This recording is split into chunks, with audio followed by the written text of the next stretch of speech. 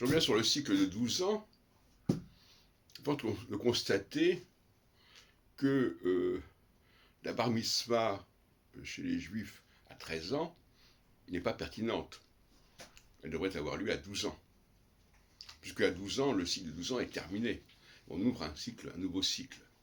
Donc c'est bien à 12 ans, achevé, que le cycle commence, et non pas à 13 ans. Voilà déjà un point important, et il n'est pas négligeable du tout, parce qu'effectivement, ça correspond à une réalité psychosociologique. C'est-à-dire qu'effectivement, c'est bien à 12 ans qu'il y a un nouvel élan qui se présente, il y a une transformation psychique qui se produit, et il faut la situer à ce moment-là, et non pas un an plus tard. Cela dit, un an plus tard, bien entendu, ça va se poursuivre, puisque ce sont des périodes de 12 ans. Mais il faut quand même être attentif au commencement du processus, qui peut avoir des manifestations très, très nettes chez l'adolescent ou le préadolescent de 12 ans, parce que, effectivement, il peut avoir envie de s'exprimer, de s'affirmer, et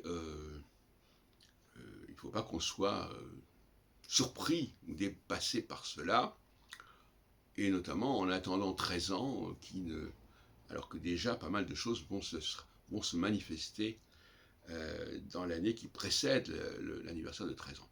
Donc là, c'est une erreur grossière qu'il faut corriger. La bar mitzvah doit se célébrer à l'anniversaire des 12 ans, et non pas à l'anniversaire des 13 ans.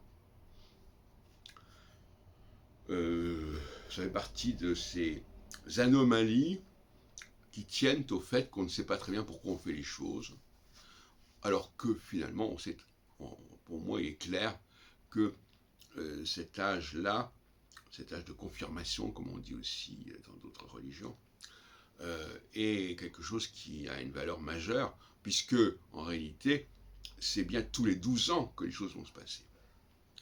Donc, il faudrait célébrer le passage des 12 ans, le passage des 24 ans, le passage des 36 ans, le passage des 48 ans, le passage des 60 ans, le passage des 72 ans, etc. C'est comme ça qu'il faudrait procéder. Et je rappelle que l'astrologie chinoise témoigne de ce processus, puisque